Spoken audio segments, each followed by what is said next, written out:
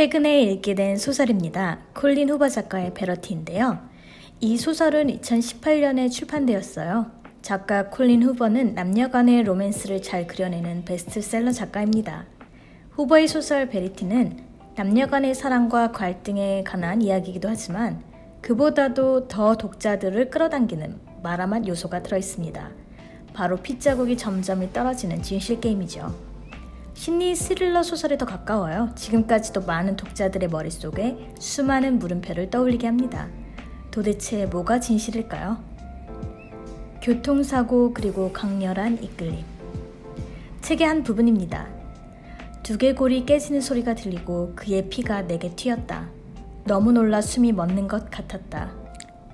뒷걸음질을 치다가 한쪽 발 뒤꿈치가 도로 경계석에 부딪혔고 나는 몸의 중심을 잡기 위해 주차금지 표지판 기둥을 잡았다. 몇 초 전까지도 내 앞에 서 있던 남자다. 사람들 틈에 섞여 횡단보도의 신호등이 바뀌기를 기다리다가 성급하게 차도에 들어서는 바람에 달려오는 트럭에 뛰어든 셈이었다. 나는 순간적으로 앞으로 나가 그를 잡으려고 했지만 그는 이미 차도에 내려선 뒤여서 아무 소용이 없었다. 그의 머리가 트럭의 바퀴 밑에 깔리기 전에 눈을 감았지만 샴페인 병의 코르크 막에 따는 소리는 들렸다. 시작은 끔찍한 교통사고입니다. 주인공 로에는 작가예요. 출판사와의 미팅에 가던 도중에 교통사고를 보게 되고 피를 뒤집었습니다. 그리고 제레미를 만나죠. 간단히 줄거리를 설명하자면 주인공 로에는 베스트셀러 작가 베러티의 책을 대신 쓰게 되는 프로젝트를 맡습니다. 대필이 아니라 베러티가 완성할 수 없었던 시리즈를 완결해야 하는 일을 하게 된 거죠.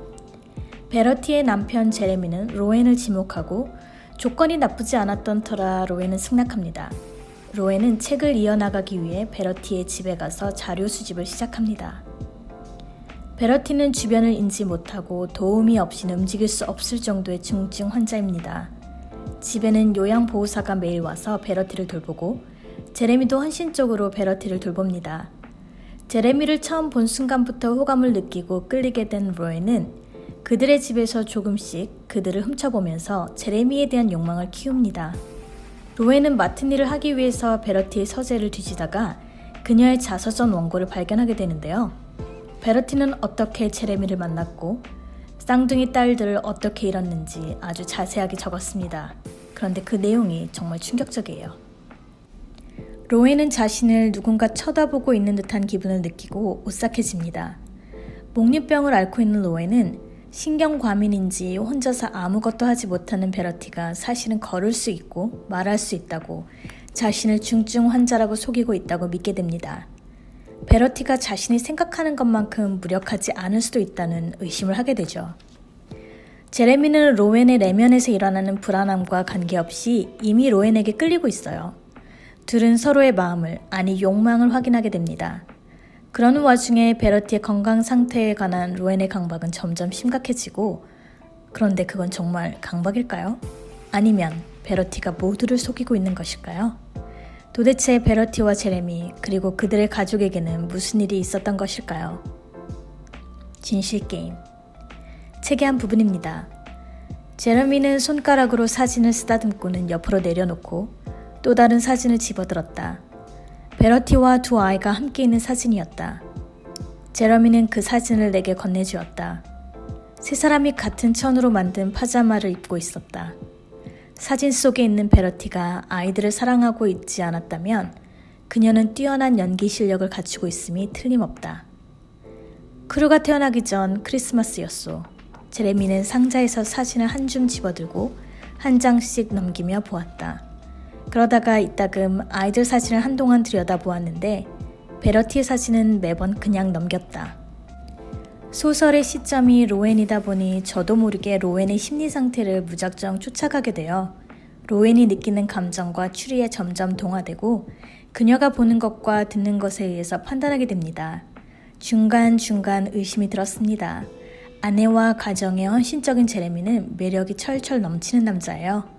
베러티를 돌보는 그의 마음은 로엔의 관점에서 서술되는데 베러티의 원고를 읽으면서 베러티에 대한 적대감 가득한 로엔의 눈에는 제레미가 측은하기 그지없네요. 소설이 진행될수록 저는 제레미의 헌신과 무고함, 절망, 고통에 동화되고 베러티는 도대체 왜 그랬을까? 이게 웬 정신병이란 말인가 하는 생각을 하게 돼요. 나중에 소설이 끝나고 제가 읽었던 분들을 떠올리면서 아, 이게 복선들이었구나 라고 깨닫기 전까지는 저는 그저 수동적인 입장에서 정보를 받습니다. 로엔이 방에 자발적으로 갇히는데 저 또한 그녀와 함께 방 안에 갇히게 됩니다. 이 소설 참 무섭네요. 도대체 뭐가 진짜일까? 책의 한 부분입니다. 오늘 밤에 읽어볼까? 아니, 잘 모르겠다. 지난 며칠 잠을 제대로 자지 못했는데 마지막 챕터를 읽고 나면 아예 잠을 자지 못하게 되는 게 아닐지. 오늘 저녁에는 내가 제러미와 크루를 위해 스파게티를 만들기로 했다. 요리에 집중하면서 베러티에 대한 생각을 떨쳐버릴 것이다. 일부러 에이프릴이 퇴근한 후에 식사 준비가 되도록 시간을 맞췄다. 제러미가 베러티를 위층으로 데려가 침대에 눕힌 뒤에 먹을 수 있도록. 몇 시간 남지 않은 내 생일날 베러티 크로퍼드 옆에 앉아서 저녁 식사를 하고 싶지는 않으니까. 파스타 소스를 적고 있는데 문득 텔레비전 소리가 들리지 않는다는 생각이 들었다. 그러고 보니 지난 몇 분 동안 조용했다. 나는 숟가락을 가만히 내려놓았다. 진실이 드러나고 모두가 충격에 빠집니다. 여기서 모두는 바로 로엔 그리고 독자들이죠. 제레미가 충격에 빠졌는지 안 빠졌는지는 여러분이 책을 읽고 판단하셔야 돼요. 저도 덩달아 베리티에 관한 두려움을 느끼게 됩니다. 어느새 로엔과 제레미를 응원하고 있어요. 소설 베러티에 정신없이 빠져들고 난 후 불과 몇 페이지 정도 남았을 때 반전이 일어납니다. 그런데 이 반전은 소설의 결과에 어떠한 영향도 미치지 못해요. 왜냐하면 또 다른 진실을 마주한 로엔의 입장에서는 아직도 혼란스럽기 때문입니다. 이 반전 또한 거짓말 같아요. 아니면 진실일까요? 첫 장면이 생각납니다. 피를 뒤집어 쓴 로엔, 갑작스러운 만남, 우연 같은 운명. 이 모든 게 사실 다 계획된 것일까요? 제레미는 어디까지 알고 있었을까요? 베러티는 천부적 재능을 가진 작가일 뿐이었을까요? 소설 베러티는 굉장히 묘한 소설이에요. 로맨스이지만 심리소설입니다. 아직까지 결말에 대한 독자들의 의견이 분분하다고 하네요. 저도 잘 모르겠어요.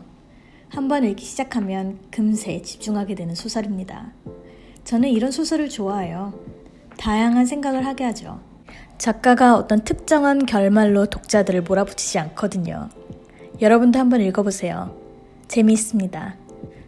다음에 더 재미있는 책으로 찾아올게요.